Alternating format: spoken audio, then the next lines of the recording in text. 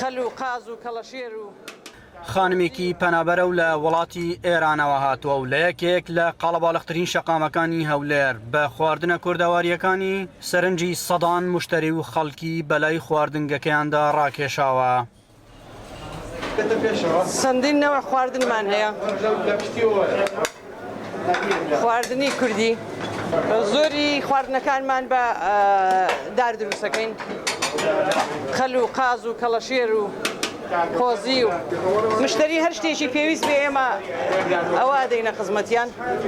خاتو سەکینە بە جۆرێک پێشوازی و بەخێرهاتنی میوانان دەکات کەوا هەست بکەن لە ماڵی خۆیانن و مشتریەکانیشیان زۆر دڵخۆشن کە سەردانیان دەکەن و ڕۆژانە جۆرەها خواردنی کوردی لێرە دروست دەکرێت.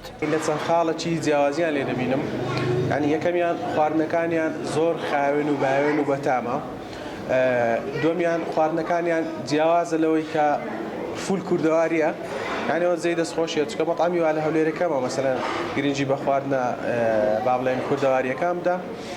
سێم شتیش لە ڕووی نرخەوە بەڕاستی نرخەکانیان زۆر گونجاوە، لە چاو ئەوەی کە ئەو خواردنانە پێشکەش دەکەن لەگەڵ نرخەکەی، یعنی بەڕاستی ئەمە خۆم لێیان ڕازی. خۆشترین خواردنە و کوردەواریە گەشتیاری سەردان دەکاتن و هیچ کێشەیەکی نییە و خواردەکانیان یعنی کوردەواریە، یعنی لە هەر ڕۆچیەوە دەتوان بۆت لێنێ تێدەگەی خواردنێکی خۆشە لە ئەو خاتونەی کە لەوەیە دەستخۆشی لێ دەکەم. بەڕاستی خواردنەکانی زۆر خۆشە، کارەکانی جوانە، ڕێز لە خەڵک دەگرن، ستافەکانیان هەموو جوانن، پاک و خاوێنن، هیچ گرفتەچان نییە.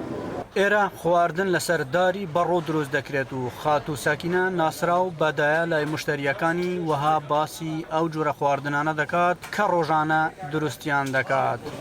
نەوعی خواردنمان زۆرە، قازمان هەیە، قەلمان هەیە، کەڵەشێرمان هەیە، مریشی کوردیمان هەیە، دووسێ نەوە قۆزیمان هەیە، ڕانی بەرخمان هەیە بە جیاواز، خەلیەمان هەیە، کفتەمان هەیە، دۆڵمەمان هەیە.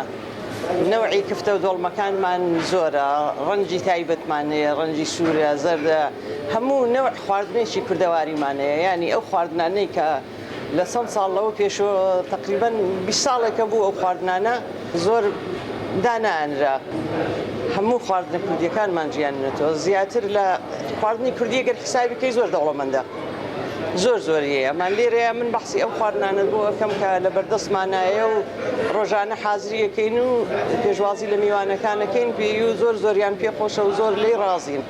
شەقامی ئیسکان یەکێک لە قاڵەباڵغترین شەقامەکانی هەولێرە، ڕۆژانە بە سەدان کەس ڕووی تێدەکەن و بەپێی خەڵکی زۆرترین سەردانیکەری ئەم شەقامە دەچنە خواردنە کوردەواری و کەلەپوریەکەی خاتو ساکینە و هاوکارەکانی بۆ ژەمە خواردنەکان و تاکەژنە لەم شەقامە کە بەم شێوازە خواردن دروست دەکات.